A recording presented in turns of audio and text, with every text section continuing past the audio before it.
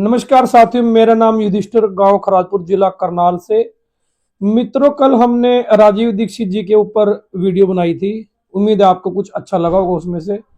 और कल हमने ग्राम सभा के विषय में चर्चा करी थी, लेकिन अब हम ग्राम सभा के विषय में चर्चा करना चाहते थे, परंतु आज 26 जनवरी 2026 का दिन है, यानी कि जनवरी की 26 तारीख है, जिसको हमारा पूरा देश गणतंत्र दिवस के रूप में मना रहा है।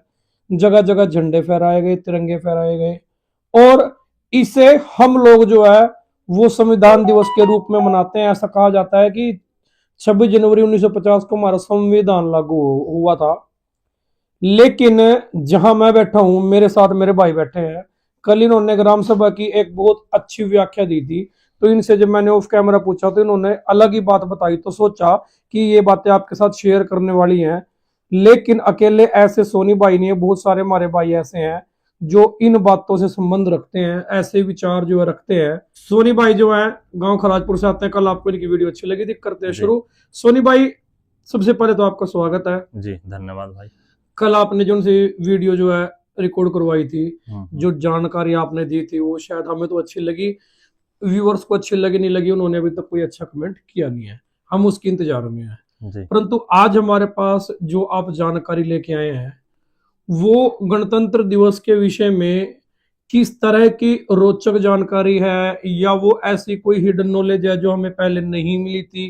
परिभाषा जो आपकी गणतंत्र दिवस की है वो शायद हमसे अलग है, तो थोड़ा सा मित्रों को बताएंगे ताकि उनको भी नॉलेज आएगी और मुझे भी नॉलेज आएगी कि असल में गणतंत्र दिवस है क्या। देखो भाई, जो आपने बोला ना शुरू में कि सोनी भाई हैं, अलग तरीके से देखते हैं, और भी बहुत से साथी हैं देश में। देखो भाई, इसमें मैं यहाँ पे एक बात कहना चाहूंगा कि सच है ना युधिष्ठिर भाई, वो सभी के लिए सच होता है। हाँ, पापा कहते थे सच की क्या परिभाषा है, जो कभी बदला ना जा सके। जो कभी ना बदला जा सके, ठीक है। और सच सच रहता है जी। हमें वो किस तरीके से बताया जाता है वो निर्भर करता है हमारे ऊपर और हमारी सोचने समझने के ऊपर, ठीक है। गणतंत्र दिवस आज जो मनाया गया है, इसको आप अगर डिफाइन करके भी देखोगे ना कि ये बना किस चीज से है। गणतंत्र, गण जनता, पब्लिक, तंत्र मैंने उनके द्वारा बनाई गई व्यवस्था जो चल रही है उसको बोलते हैं गणतंत्र। भाई, पब्लिक ने अपनी व्यवस्था बनाई हुई है, वहां पब्लिक से और पूरी जनता से पूछा जाता है कि यह कानून या नियम एक गांव के लिए, शहर के लिए, पूरी पब्लिक के लिए वो बनाया जाएगा, और उनको बेकायदा बैठ के और उनके मत लिए जाते हैं, क्या ये ठीक रहेगा, कैसा रहेगा, कैसा ना रहेगा, और फिर वो पास होके फिर उन सब के लिए बनता था। उसको बोलते हैं गणतंत्र।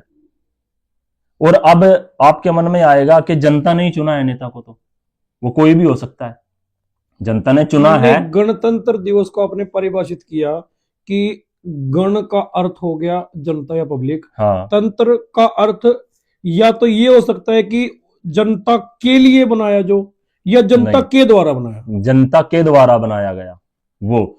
अभी अपने मन में ये आएगा, जो साथी देख रहे हैं उनके मन में भी आएगा कि भाई जनता नेता को तो चुनती है, तो वो नेता के द्वारा चुना हुआ ही वो व्यक्ति हो गया। ठीक है, आपकी बात मैं भी सहमत हूं, लेकिन वो व्यक्ति को चुना है।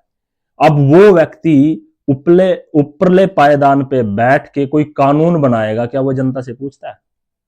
नहीं पूछता। तो गणतंत्रता तो फिर रही नहीं, गणतंत्र तो रहा ही नहीं, फिर वो जनता के द्वारा बनाया हुआ। अभी हम करनाल शहर के बिल्कुल नजदीक रहते हैं, हमारा गांव करनाल शहर के नजदीक है। वो जो मार्केट है युधिष्ठिर भाई, और उसको घंटाघर चौक भी बोलते हैं, और वो जो हाईवे पुल बनाया जा रहा है, पुल बनाया जा रहा है, वो ऊपर से सिंगल पिलर, हाँ, वहां जो नेता है वो कोई भी हो सकता है, नगर निगम हो सकता है, वो चुना गया है ना, वो जनता के द्वारा चुना गया, जनता के द्वारा चुना गया, उनके भलाई के लिए चुना गया है। अब उसको क्या करना चाहिए, उनकी भलाई की सोचनी चाहिए ना। और यूनिवर्सल लॉ क्या कहता है कि अगर आप कुछ भी काम करोगे, किसी को भी दिक्कत परेशानी आएगी, तो वो काम अच्छा नहीं है। अब वो जो फ्लाईओवर बनाया जा रहा है, दिखा के कुछ और के जाम था या कुछ भी था, अब क्या वो वहां की पब्लिक से पूछा गया, जिनकी दुकानें हैं उनसे पूछा गया था, उनका मत लिया गया था? मतलब वो जो दुकानें हैं नीचे, वो तो फिर खत्म हो जाएंगी ना, मार्केट खत्म हो जाएगी, वो ऐसा आप भी मानते हैं ना। और सभी मानते हैं कि भाई वो, मेरा सिर्फ यहां कहने का ये मतलब है कि जनता से उनके द्वारा, जनता द्वारा पूछा नहीं जाता है कि कौन सा कानून, कौन सा नियम बनाना है। अभी जैसे नेता को तो चुन लिया जनता ने, और वो जो पहाड़ तड़वाने का, सुरंगें बनवाने का, कोई सड़क का निर्माण करने का, भूमि अधिग्रहण के तहत भूमि को का नीलाम करने का वो कानून, वो शक्ति, वो पावर उस एक व्यक्ति को समाज ने दे दी, क्या वो उस समाज के हित में काम हो रहा है? क्या समाज से पूछ के हो रहा है वो काम? किसानों की भूमि को हड़प लिया जाता है किसी फैक्ट्री के नाम पे, कारखाने के नाम पे, सड़क के नाम पे, रोड के नाम पे। किसान देने को इच्छुक नहीं होते हैं फिर भी, लेकिन ये तो गलत हो गया ना फिर। तो हम गणतंत्रता इसको कैसे कहें कि ये जनता के द्वारा बनाया हुआ तंत्र है? मैं इसको इस तरीके से देखता हूं। अच्छा, 15 अगस्त 1947 को कहते हैं देश आजाद हो गया था, और 15 अगस्त 1947 को देश आजाद हो गया तो आजादी मिल गई, अंग्रेज चले गए, ऐसा सभी मानते हैं। लेकिन मैं ये कहता हूं, भारत का राष्ट्रपति कब बना? 2 साल के बाद, 2-2.5 साल के बाद, 50 में। क्यों जल्दी पड़ी थी भाई?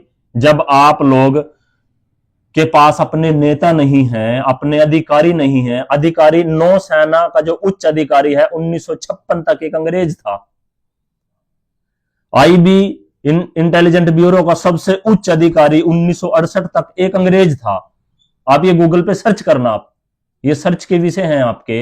आपको क्यों इतनी जल्दी पड़ी थी? आपको किस चीज का डर था कि आपने जल्दी जल्दी में वो पावर ऑफ ट्रांसफर एग्रीमेंट ले लिया और साइन कर लिए? किसका डर था? इनका डर था क्या? इनका डर था आपको नेताजी सुभाष चंद्र बोस का। राममूर्ति ने 1946 में युधिष्ठिर भाई फोन किया अंग्रेजों को, एक लेटर के बारे में जिक्र किया। 18 अगस्त 1945 को प्लान क्रैश की थ्योरी हुई और कह दिया गया कि नेताजी सुभाष चंद्र बोस अब नहीं रहे। और जब नेताजी सुभाष चंद्र बोस आजाद हिंद सरकार को हैंड ओवर करके खजाना और पूरे का पूरा सिस्टम जाते हैं, एक व्यक्ति था उनके साथ, राममूर्ति, उनको बोलते हैं कि आप ये सारा खजाना रखो और हैंड ओवर कर देना, सब भारत में जमा हो जाएगा सब कुछ अब तो, और मैं जापान में जाके सरेंडर करूंगा। तो 18 अगस्त 1945 की वो प्लान क्रैश थ्योरी बनती है, और 1 साल के बाद राममूर्ति के पास लेटर आता है। राममूर्ति ने क्या किया? वो खजाना हड़प कर लिया पूरा का पूरा और जापान में सेटल हो गए कि नेताजी तो गए, अब वो तो चले गए, है ही नहीं यहाँ पे।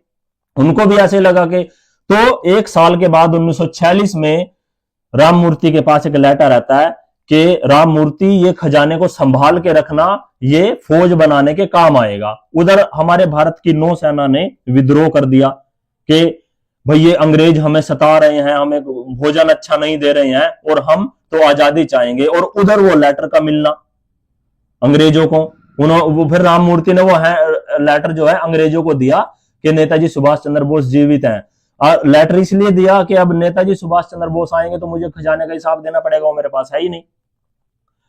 तो और नौसेना का विद्रोह होना और ये सब चीजें होना, तो इसीलिए पावर ऑफ ट्रांसफर एग्रीमेंट जल्दी जल्दी में दिया गया था, इनके डर से, नेताजी सुभाष चंद्र बोस के डर से, और आज तक जो गुमनाम है।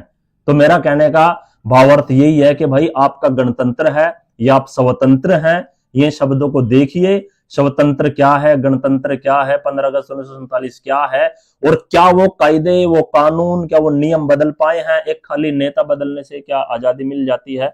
ये आगे बहुत सी चर्चा होगी, बैठ के आप सभी से मिला जाएगा।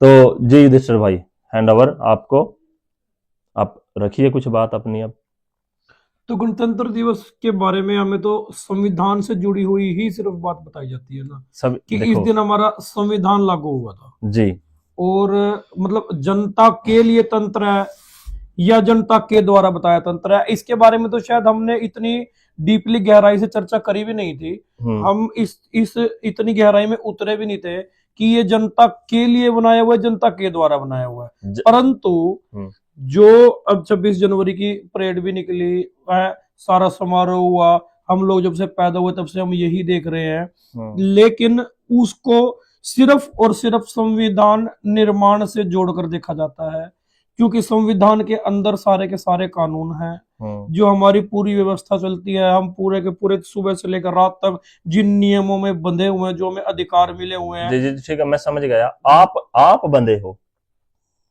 हम बंधे हैं, मतलब पब्लिक बंधी है। हाँ, क्या कोई नेता, कोई अधिकारी उसमें बंधा है? कानून तो सबके लिए एक होना चाहिए। होना चाहिए ना, लेकिन है तो नहीं। अभी चारा घोटाला हुआ था हाँ, अपने देश में, बिल्कुल वो नेता भी पकड़ा गया। 160 करोड़ का उसने चारा घोटाला किया, बहुत मोटी रकम थी। उस पर जुर्माना कितना पड़ा? 5 करोड़ का। बस 5 करोड़ का भी नहीं, 5 लाख का, और 2 साल की जेल। वो 160 करोड़ कहां गया भाई? अभी अपन बैंक से लोन लेंगे, सूद समेत देते हैं ना, तो ये मतलब तो फिर नेता के लिए अलग कानून और नागरिकों के लिए अलग कानून। तो संविधान की ये पालना हो रही है। और इतने संशोधन हमारे संविधान में हो चुके हैं, क्या संविधान ओरिजिनल बचा है? इतने संशोधन कर दिए अपनी आवश्यकता के अनुसार सत्ताधारी लोगों ने, क्या वो बचा है? तो कोई ना कोई तो फिर कमी होगी उसमें। तो सोनी भाई, आपको थोड़ा सा समय निकालना पड़ेगा। जी हम बैठेंगे और कल बैठ के हम सिर्फ संविधान के विषय पे चर्चा करेंगे।